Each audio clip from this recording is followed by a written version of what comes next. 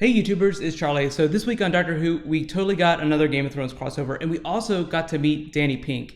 Just like in my first episode, I'm going to do my top 5 moments, then post as many of the references as I could find, and then my review. But if you're just finding me for the first time, I'm doing a weekly Series 8 giveaway. All you have to do to enter that is be a subscriber and leave a comment on this video. So careful for spoilers if you haven't seen the episode yet, but here are my top 5 moments. So I'll wait just a sec. Okay, ready? Here we go. Number 5, Coal Hill School is a big destination.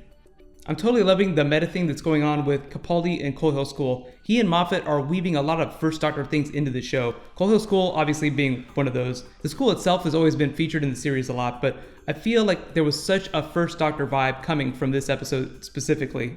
Add to that the second episode of the First Doctor's run was the Daleks, and obviously this episode was into the Dalek.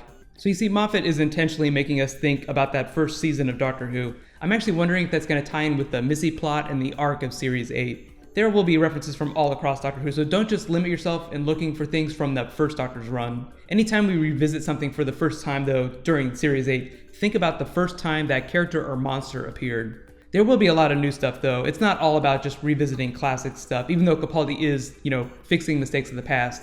But number 4, the Doctor returns with coffee. I love how it felt like Clara bumping into him in the closet happened directly after they walked off screen in episode 1. Like he told her to wait a sec, she turned around, bam, 3 weeks later, he's back with the coffee.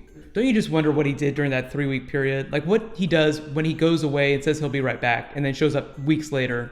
It was a nice callback to Amelia Pond in that Series 5 opener. Moffat used the be right back joke a lot during Matt Smith's run, so I'm not expecting to see it in every episode of Series 8. There will be a lot more Matt Smith references, but I'm expecting to see less and less as we get on. There's always the danger of making a new Doctor a complete amalgam of the previous Doctors. So far though, I've been really happy with the ratio of new Capaldi stuff to classic Doctor references. But number 3, Welcome to Heaven.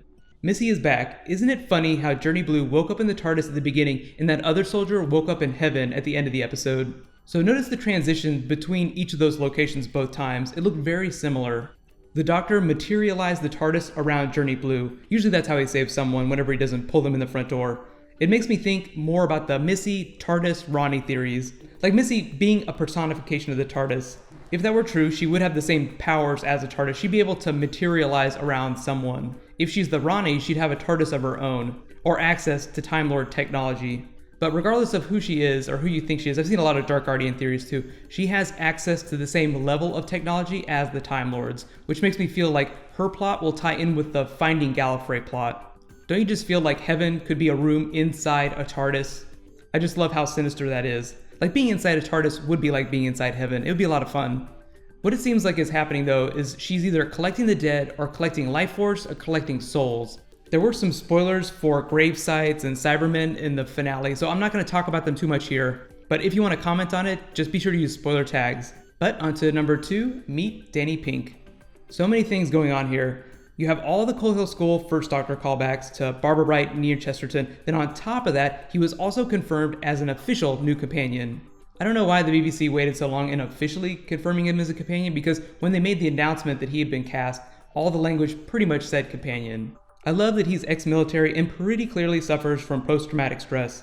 Sherlock Watson, anyone? This makes me feel like, once he does become a full-time companion, the Wholock references will be off the charts. I'll talk more about the Danny Pink, Peter Capaldi Wholock vibe in my review, but Wholock is happening and its name is Danny Pink.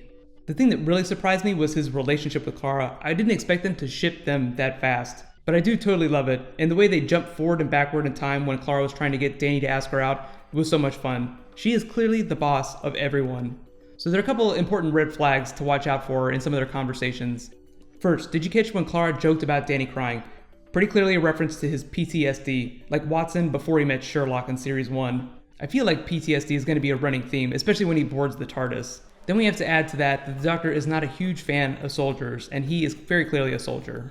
Then that moment at the end when Danny said, "I thought you had a rule against soldiers," obviously a callback to Matt Smith being the crazy warrior that the Silence was trying to kill in Series 6 and 7, and then all the darkness that Capaldi was exhibiting in this episode. Which of course leads me to my number 1 moment, the Doctor would make a good Dalek. This has always been a recurring theme in the new Doctor Who series. The Doctor is just as bad as the Daleks sometimes. The line is lifted directly from a Christopher Eccleston episode, so, high fives for Ninth Doctor callbacks. He essentially was like the post-traumatic stress Doctor too, someone who escaped the Time War and was just trying to deal with the psychological after effects. I feel like he and Danny Pink are going to have a lot in common in that sense, so expect the episodes to play on that theme whenever he boards the TARDIS. Thematically though, the episode was all about Capaldi testing the theory, can someone change their true nature? Daleks are evil personified, or they're supposed to be, and can never be good. And I think the Doctor hates a lot of the darkness inside himself, so he's wondering, is it possible for him to change his true nature? The whole Clara, am I a good man was a perfect runner for the Dalek turn good story. But let me know, what was your favorite moment, and do you think that a Dalek could turn good? I mean, obviously, it's pretty clear the episode wants us to think that it can. So moving along, here's a couple of the big references and Easter eggs I saw during the episode. If there were any that you saw, please add them in the comments. So first off was the awesome Empire Strikes Back asteroid chase. Then the soldier's name was Journey Blue, kind of being a reference to TARDIS Blue, at least I thought. She traveled in the Aristotle, which I feel like was a subtle reference to Fires of Pompeii. It makes me think that there's going to be a Fires of Pompeii reference in each episode of Series 8, which I'm totally cool with. Then that crazy military base reminded me of the Torchwood from the David Tennant years, like when Torchwood was super hardcore and dark. Then we have our Game of Thrones crossover with Dolorous Ed. Somebody be sure to alert Jon Snow, someone has abandoned their watch. The Dalek theme of the episode was a nice callback to the first Doctor's second episode, titled The Daleks. There was also a lot more references to Skaro and the first time the Doctor saw it, which happened in that first Doctor's second episode.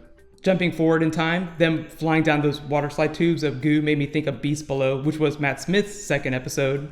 Shrinking themselves down into the Dalek kind of reminded me of Fantastic Voyage, which is like a really old movie from the 70s. Clara meeting Danny Pink was a total callback to the first time Ian Chesterton and Barbara Wright met. Even their costumes looked very similar to the original ones.